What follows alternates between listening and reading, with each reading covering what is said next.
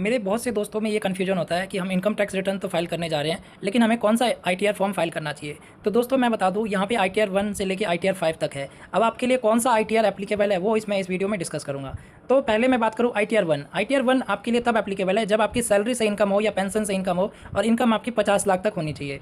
और साथ ही साथ अगर आपका 2 हाउस प्रॉपर्टी है और उससे आपको इनकम आ रहा है तो भी आप आईटीआर 1 फाइल कर सकते हो। और अगर आपका इनकम एग्रीकल्चर इनकम है और वो 5,000 रुपये तक है तब भी आप आईटीआर 1 फाइल कर सकते हो। और अगर आपका लॉन्ग टर्म कैपिटल गेन है और वो कैपिटल गेन 1.5 लाख तक है तब भी आप आईटीआर 1 फाइल कर सकते हो। अब लॉन्ग टर्म कैपिटल गेन क्या होता है, जैसे कि मान लो आपने कोई हाउस प्रॉपर्टी सेल कर दिया तो उससे कैपिटल गेन होगा, या आपने शेयर सेल कर लिया तो उससे कैपिटल गेन होता है। तो उस केस में अगर आपका income long term capital gain income 1.5 lakh तक हो तो उस केस में आप आईटीआर 1 फाइल कर सकते हो। अब आईटीआर 2 किसके लिए एप्लीकेबल होता है, तो आईटीआर 2 होता है कि अगर आपने कोई कैपिटल गेन इनकम किया है या आपके पास मल्टीपल हाउस प्रॉपर्टी है तो उस केस में आईटीआर 2 एप्लीकेबल है। अब आईटीआर 1 में कंडीशन है कि 1.5 लाख तक लॉन्ग टर्म कैपिटल गेन है तो ही आप आईटीआर 1 फाइल कर सकते हो। लेकिन what about long term capital gain 1.5 lakh से ज़्यादा हो तो उस केस में आईटीआर 2 डील करता है कि अगर आपका long term capital gain 1.5 lakh से ज़्यादा है तो आप आईटीआर 2 फाइल कर सकते हो।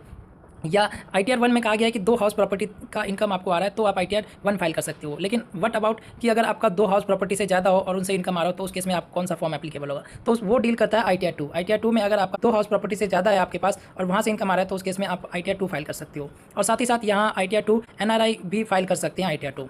अब उसके बाद नेक्स्ट फॉर्म की बात करूँ आईटीआर 3, तो आईटीआर 3 एप्लीकेबल होता है जो भी बिजनेस कर रहे होते हैं वो, या जिनकी प्रोफेशनल से इनकम आती है वो। अब प्रोफेशनल इनकम जैसे कि होंगे चार्टेड अकाउंटेंट हो गया, लॉयर हो गए या डॉक्टर्स हो गए, इनकी प्रोफेशनल इनकम आ रही है और साथ ही साथ उन्होंने proper books of accounts maintain किया हुआ है, यानी टैली या जो पे अपना proper books of accounts maintain किया हुआ है, इनके लिए आईटीआर 3 एप्लीकेबल है।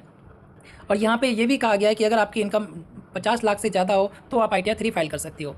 उसके बाद अगर 50 लाख से कम है तो उस केस में आप कौन सा आईटीआर फाइल करोगे, तो आईटीआर 4 बात करता है कि जितने भी स्मॉल बिजनेस या प्रोफेशनल है उनके लिए प्रिजम्प्टिव टैक्सेशन स्कीम लाया गया है। इसमें यह कहा गया है कि अगर आपकी इनकम 50 लाख से कम है तो आप आईटीआर 4 फाइल कर लो। दैट मीन्स कि अगर 50 लाख से ज़्यादा आपकी इनकम है तो आप आईटीआर 3 फाइल कर लो अगर आपकी बिजनेस और प्रोफेशनल इनकम है, लेकिन 50 लाख से कम है तो आप आईटीआर 4 फाइल कर सकते हो। और यहाँ पे प्रिजम्प्टिव टैक्सेशन स्कीम होता है 44AD, 44ADA, 44AE में। अब यहाँ पे होता क्या है कि जो भी आपका इनकम है तो 44AD कहता है कि 6% या 8% जो आपका टर्नओवर है उसका 6 या 8% आप इनकम मानो और उस पर अगर टैक्स बनता है तो वो टैक्स देके आप साइड हो सकती हो। और यहाँ पे आपके एक कुछ और भी कंडीशंस है कि आप सैलरी से इनकम कमा रहे हो या आपकी एक हाउस प्रॉपर्टी है या अदर सोर्सेज ऑफ इनकम है तो भी आप आईटीआर 4 फाइल कर सकती हो। यहाँ पे एक हाउस प्रॉपर्टी ही कंडीशन रखा गया है, अगर एक से ज़्यादा है आईटीआर 4 फाइल नहीं कर सकती।